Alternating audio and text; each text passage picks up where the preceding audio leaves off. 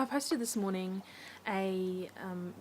vlog about the Are You OK Day that's happening today, and I think there's another thing that I really want to say about it, so I've decided to just do this again. And I guess this message is really to the mums and women, but mums out there, especially first-time mums who are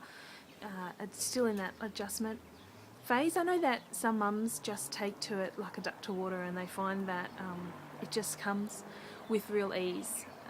to them to be at home full time with kids and to be in that sort of haze of those early weeks and months of being a mum. And I know mums like that, and I think they're really remarkable women, but I know that it's not everybody's story, and I think there are challenges that face mums when they're trying to adjust and dealing with just a world that's really hard to really conceive of before you have children. And there's a lot that goes on when you become a mum, and this is just something, if you are feeling like that, or if you know someone who's just a new mother, maybe this is something you could share with them, either by sending them to see this themselves or by just talking to them about how it's going. I mentioned in my previous video that I have not been okay, and one of the times that was the case was after Bliss was born, and I just really didn't understand how serious sleep deprivation can be, and how it can really blur the lines between just being tired and being depressed. And I've said before on this blog, and I really want to say again, I want to say this to any mums out there who are feeling like this: there is a reason that sleep deprivation is used as a form of torture. Sleep deprivation is something really, really significant, and if you are just feeling so tired and overwhelmed and don't know how you're going to cope, I just want you to know that you're not a failure and that you're normal, and that some mums don't talk about it and they might look all together but they're not, and some mums do just find it something they cope with more easily, and that's their journey, that's their story, and it's not yours, and it's okay that you're not feeling like that.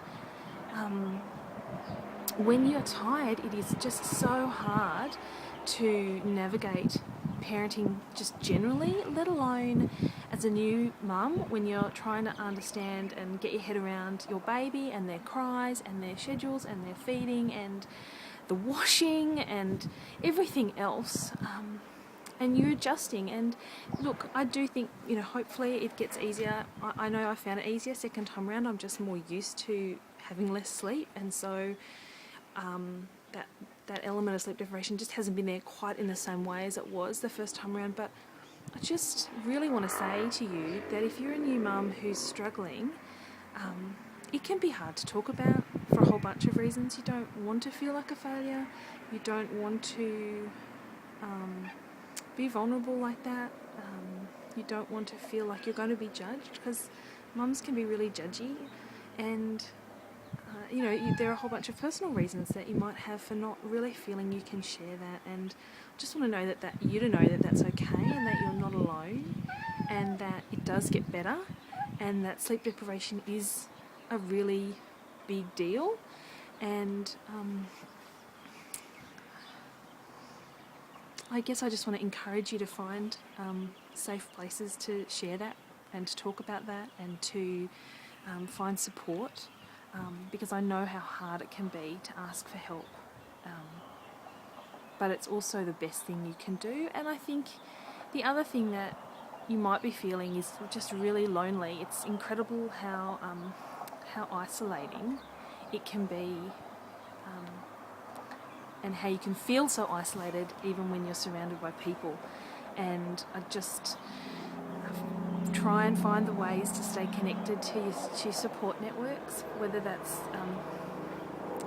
online, but don't restrict it to online. It's easy to stay connected online, just to tweet or to chat online. It's not the same as having people who you spend time with physically, and just find ways to build that into your life and to stay connected, because as isolated as you can feel, I can tell you there are people who care about you and who want to be involved in your life and be involved in your children's life, and they may not know how to make that connection with you, but that doesn't mean they don't want to have it. So yeah, look, I don't know if this is making much sense, but I just hope that maybe for somebody who watches it, it'll really be something they need to hear. Thanks.